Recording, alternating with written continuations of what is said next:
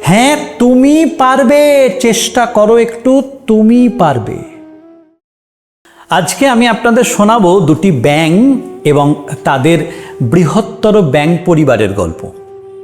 তার আগে একটি অনুরোধ রেখে যাই, যারা আমার এই গল্পগুলিকে ভালোবাসছেন তারা আমার ইউটিউব চ্যানেল এবং রাজকুমার একটু সাবস্ক্রাইব করে দেবেন। আমার Facebook page Rajkumar Roy and singer music composer একটু ফলো করে দেবেন এবং আমার ইনস্টাগ্রাম প্রোফাইল রাজকুমার রয় একটু ফলো রাখবেন। এরকম অনেক নতুন নতুন শিক্ষামূলক গল্প নিয়ে প্রতিনিয়ত আপনাদের সামনে আসব। তো আজকের গল্পে আসি।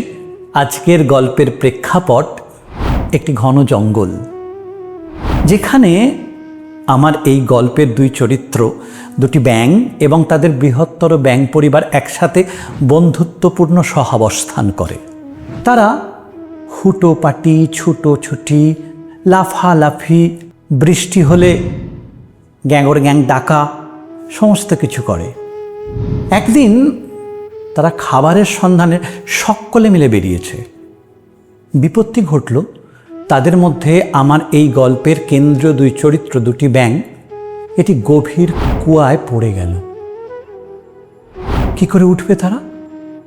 দুটি ব্যাঙই খুব লাফালাফি করতে থাকলো, প্রাণপণে বাইরে আসার চেষ্টা করলো। পারছে না, পারছে না, লাফাচ্ছে লাফাচ্ছে, পারছে না। বাইরে থেকে তাদের বন্ধু সমস্ত ব্যাঙেরা জটলা করে ব্যাঙ দুটিকে উপদেশ দিতে থাকলো, ওরে তোরা লাফালাফি করিস না, এ কুয়ো যে বড্ড গভীর, তোরা বেরোবে কি করে? তোরা ওই ভেতরে যা আছে তা খেয়ে যে কটা দিন বাঁচিস বেঁচে থাক, লাফালাফি করে শক্তিক্ষয় করিস না। এটি শুনে একটি ব্যাঙ আস্তে আস্তে কেমন নিস্তেজ হয়ে যেতে থাকলো, নিশ্চুপ হতে থাকলো, লাফালাফি ছেড়ে দিল। কিন্তু আরেকটি ব্যাঙ, সে প্রাণপণে লাফিয়ে যাচ্ছে, লাফিয়ে যাচ্ছে, পারছে না, খানিকটা উঠছে আবার পড়ে যাচ্ছে, খানিকটা উঠছে আবার পড়ে যাচ্ছে। একটা সময় সে প্রাণপণে তীব্র এক লাফ দিল এবং ছিটকে সে কুয়োর বাইরে চলে এলো। আসলে কি জানেন, যে ব্যাঙটি বাইরে আসতে পারলো সেই ব্যাঙটি ছিল কালা। সে কানে শুনতে পাচ্ছিল না যে তার বন্ধুরা কি বলছে। সে বারবার মনে করছিল তার বন্ধুরা যেন বলছে, ওরে তুই পারবি, তুই পারবি, আরো জোরে লাফ দে, আরো জোরে লাফ দে, আরো জোরে লাফ দে, এবার নিশ্চয়ই বেরোবি। সেও প্রাণপণে সেই চেষ্টা করে যাচ্ছিল, তার আত্মবিশ্বাস বৃদ্ধি পাচ্ছিল। সে একটা সময় প্রাণপণে লাফ দিয়ে বাইরে চলে এলো। উপসংহারে এটুকুই বলা যায়,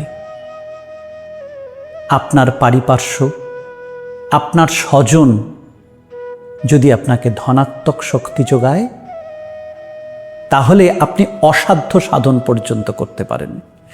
ব্যাঙটিকে তার আত্মবিশ্বাস তার মৃত্যুর মুখ থেকে ফিরিয়ে আনলো এবং সেই আত্মবিশ্বাস যোগালো কে? তার বন্ধুরা।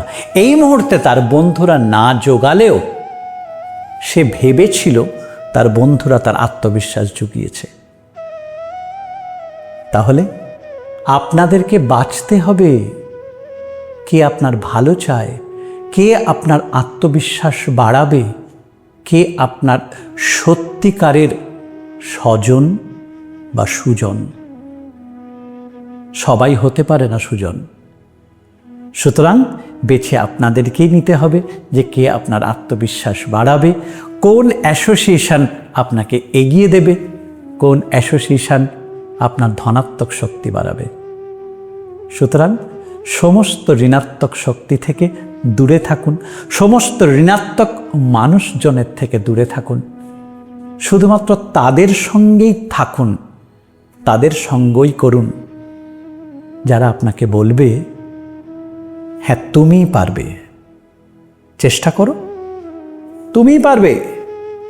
হ্যাঁ তুমি পারবে, চেষ্টা করো একটু, তুমিই পারবে। ভালো থাকবেন, আলোয় থাকবেন, আনন্দে থাকবেন।